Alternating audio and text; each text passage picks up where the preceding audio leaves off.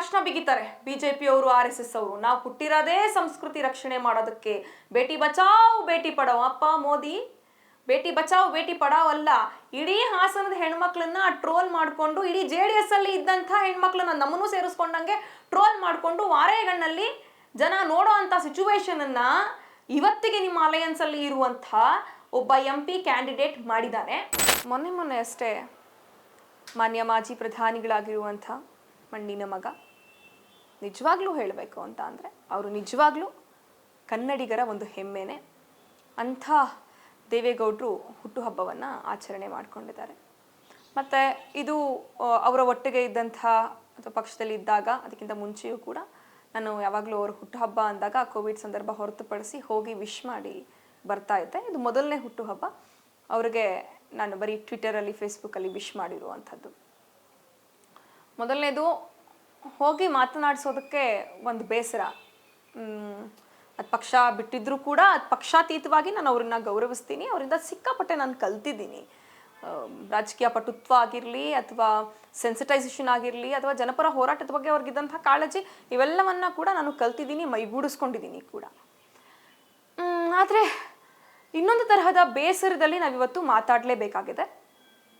ಏನಂದರೆ, ಮಾನ್ಯ ಮಾಜಿ ಪ್ರಧಾನಿಗಳ ಮೊಮ್ಮಗ ರೇವಣ್ಣನವರ ಸುಪುತ್ರ ಮಾಡಿರುವಂತಹ ಕರ್ಮಕಾಂಡ. ಹಾಸನ್ ಚಲೋಗೆ ತಯಾರಿ ಆಗ್ತಾ ಇದೆ. ಜೊತೆಗೆ ಇವರು ಇಂಥ ಒಂದು ದೊಡ್ಡ ಕರ್ಮಕಾಂಡವನ್ನು ಮಾಡಿಟ್ಟು ಇಡೀ ಹಾಸನ ಜಿಲ್ಲೆಯ ಹೆಣ್ಣು ಮಕ್ಕಳ ಘನತೆಯನ್ನು ಅಡ ಇಟ್ಟು ಫಾರಿನಲ್ಲಿ ಹೋಗಿ ಕೂತ್ಕೊಂಡಿದ್ದಾರೆ. ಯಾರಿಗೆ ತಾನು ತಪ್ಪು ಮಾಡಿಲ್ಲ ಅನ್ನೋದಿರುತ್ತೋ ಆತ ಕಾನೂನಿನ ಮುಂದೆ ಸರೆಂಡರ್ ಆಗಬೇಕು. ಅದನ್ನು ಬಿಟ್ಟು ಓಡ್ ಹೋಗಿರೋದ್ರಲ್ಲೇ ಗೊತ್ತಾಗ್ತದೆ ನಾನು ತಪ್ಪು ಮಾಡಿದ್ದೀನಿ, ಅದಕ್ಕೆ ನಾನು ಓಡೋಗಿದ್ದೀನಿ ಅನ್ನುವಂಥದ್ದು. ಎರಡನೇದಾಗಿ, ಡಿಪ್ಲೊಮೇಟ್ ಅಂದರೆ ತನಗೆ ಇರುವಂಥ MP ಪದವಿಯನ್ನು ಬಳಸ್ಕೊಂಡು, ಅದಕ್ಕೆ ಕೊಟ್ಟಿರುವಂಥ ಒಂದು ಪಾಸ್ಪೋರ್ಟನ್ನು ಬಳಸ್ಕೊಂಡು ದೇಶದಿಂದ ದೇಶಕ್ಕೆ ಹಾರ್ತಾ ಇರುವಂಥ ರೇವಣ್ಣನವರ ಸುಪುತ್ರನಿಗೆ ಯಾರು ಕಂಪ್ಲೀಟ್ಲಿ ಪ್ರೊಟೆಕ್ಷನನ್ನು ಕೊಡ್ತಿದ್ದಾರೆ ಅಂತ ಅಂದರೆ ವೆರಿ ಕ್ಲಿಯರ್ಲಿ ಗೊತ್ತಾಗುತ್ತೆ. ಇವತ್ತು ನಮ್ಮ ದೇಶದಲ್ಲಿ ಆಳ್ವಿಕೆಯಲ್ಲಿ ಇರುವಂಥ, ನಮ್ಮ ಒಕ್ಕೂಟವನ್ನು ಆಳ್ತಾ ಇರುವಂಥ BJP ಸರ್ಕಾರ, ಮೋದಿ ಸರ್ಕಾರ. ಇವರು ದೊಡ್ಡದಾಗಿ ಭಾಷಣ ಬಿಗಿತಾರೆ ಬಿಜೆಪಿಯವರು RSS ಅವರು. ನಾವು ಹುಟ್ಟಿರೋದೇ ಸಂಸ್ಕೃತಿ ರಕ್ಷಣೆ ಮಾಡೋದಕ್ಕೆ. ಬೇಟಿ ಬಚಾವ್ ಬೇಟಿ ಪಡಾವ್. ಅಪ್ಪ ಮೋದಿ ಬೇಟಿ ಬಚಾವ್ ಬೇಟಿ ಪಡಾವ್ ಅಲ್ಲ, ಇಡೀ ಹಾಸನದ ಹೆಣ್ಮಕ್ಳನ್ನ ಟ್ರೋಲ್ ಮಾಡಿಕೊಂಡು, ಇಡೀ JDS ಅಲ್ಲಿ ಇದ್ದಂಥ ಹೆಣ್ಮಕ್ಳನ್ನ ನಮ್ಮನ್ನು ಸೇರಿಸ್ಕೊಂಡಂಗೆ ಟ್ರೋಲ್ ಮಾಡಿಕೊಂಡು ವಾರೇಗಣ್ಣಲ್ಲಿ ಜನ ನೋಡೋ ಅಂಥ ಸಿಚುವೇಶನ್ ಅನ್ನ ಇವತ್ತಿಗೆ ನಿಮ್ಮ ಅಲಯನ್ಸ್ ಅಲ್ಲಿ ಇರುವಂಥ ಒಬ್ಬ MP ಕ್ಯಾಂಡಿಡೇಟ್ ಮಾಡಿದ್ದಾನೆ.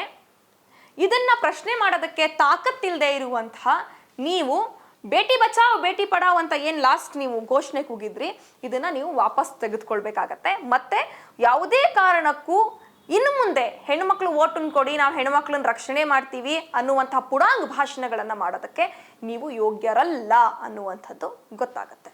ಒಂದು ಮನುಷ್ಯನಿಗೆ ಬೇಸಿಕಲಿ ಬೇಕಾಗಿರುವಂಥದ್ದು, ಅದು ಪಬ್ಲಿಕ್ ಲೈಫಲ್ಲಿ ಇರುವಂಥವರಿಗೆ ಬೇಸಿಕಲಿ ಬೇಕಾಗಿರುವಂಥದ್ದು ಮಾನ ಮತ್ತು ಮರ್ಯಾದೆ, ಜೊತೆಗೆ ಬೇರೆಯವರ ಮಾನ ಮರ್ಯಾದೆಯನ್ನು ಕಾಪಾಡುವಂಥದ್ದು.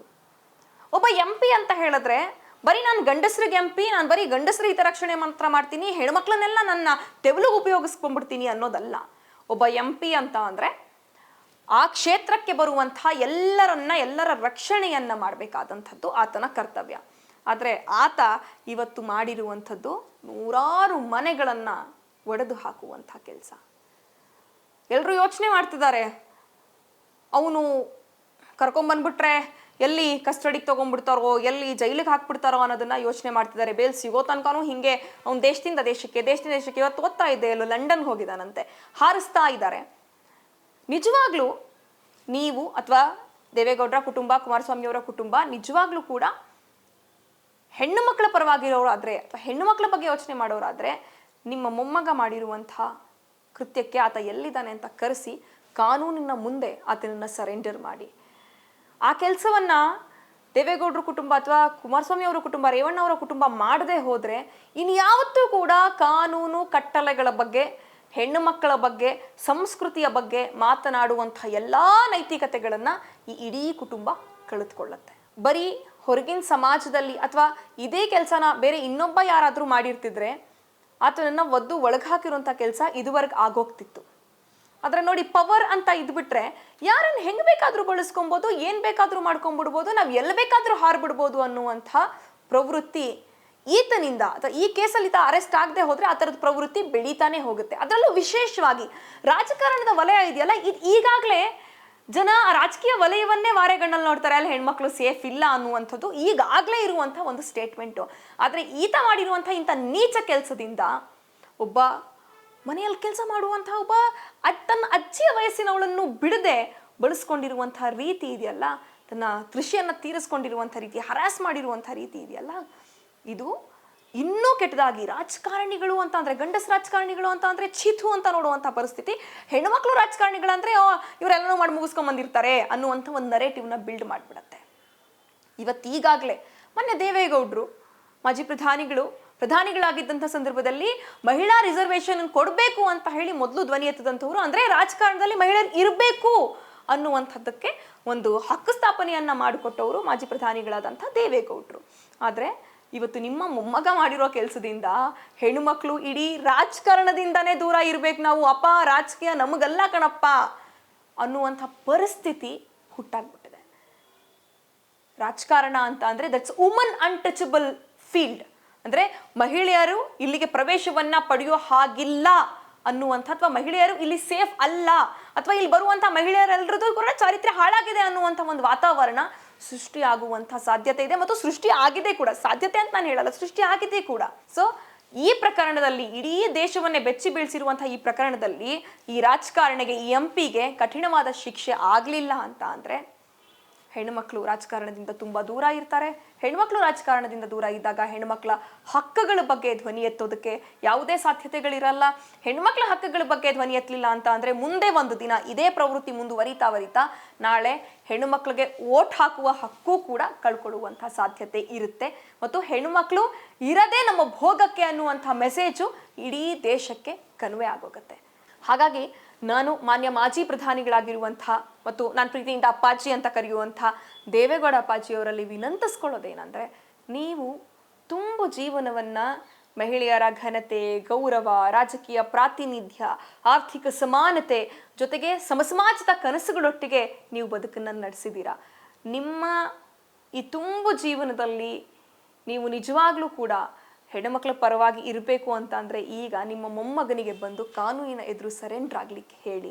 ಹೆಣ್ಣು ಮಕ್ಕಳು ಕೂಡ ಘನತೆಯಿಂದ ಬದುಕೋದಕ್ಕೆ ನಿಮ್ಮ ಕೊನೆಯ ದಿನಗಳಲ್ಲೂ ಕೂಡ ನೀವೊಂದು ವಾತಾವರಣವನ್ನು ಸೃಷ್ಟಿಸಿ ಹೋದ್ರಿ ಅಂತ ಹೇಳಿ ಇಡೀ ಕರುನಾಡಿನ ಹೆಣ್ಣು ಮಕ್ಕಳು ನಿಮ್ಮನ್ನು ನೆನಪಿಸ್ಕೊಳ್ತಾರೆ. ಈಗಾಗಲೇ ಇವೆಲ್ಲವೂ ಗೊತ್ತಿತ್ತು ನಿಮಗೆ ಅಂತ ಜನ ಹೇಳ್ತಿದ್ದಾರೆ. What ever it might be, ಗೊತ್ತಿದ್ರೂ ಕೂಡ, ಯಾರೋ ಪತ್ರ ಬರೆದಿದ್ರೂ ಕೂಡ ಮತ್ತೆ ಆತನಿಗೆ ಟಿಕೆಟ್ ಕೊಡಿಸಿದ್ರಿ ಅನ್ನುವಂಥ ಆಪಾದನೆ ಒಂದು ನಿಮ್ಮೇಲಿದೆ. ಆದರೆ ಆ ಆಪಾದನೆಗಿಂತ ಮೀರ್ಕೊಂಡಂಥ ವ್ಯಕ್ತಿತ್ವ ನಿಮ್ಮದು. ಹಾಗಾಗಿ ನಾನು ನಿಮ್ಮಲ್ಲಿ ವಿನಂತಿಸ್ಕೊಳ್ಳೋದೇನು ಅಂತ ಅಂದರೆ, ಈಗ ನೀವು ನಿಮ್ಮ ಮೊಮ್ಮಗನ ಅಥವಾ ಹೆಣ್ಣುಮಕ್ಕಳ, ಈ ನಾಡಿನ ಹೆಣ್ಣುಮಕ್ಕಳ ಅಂತ ಬಂದಾಗ ಹೆಣ್ಣು ಮಕ್ಕಳ ಪರವಾಗಿ, ಅದು ವಿಕ್ಟಿಮ್ ಆಗಿರುವಂಥ ಹೆಣ್ಣು ಮಕ್ಕಳ ಪರವಾಗಾದರೂ ಅಟ್ಲೀಸ್ಟ್ ನೀವು ನಿಲ್ಲಬೇಕು ಅನ್ನುವಂಥದ್ದು ನನ್ನ ಮನದಾಳದ ಕೋರಿಕೆ.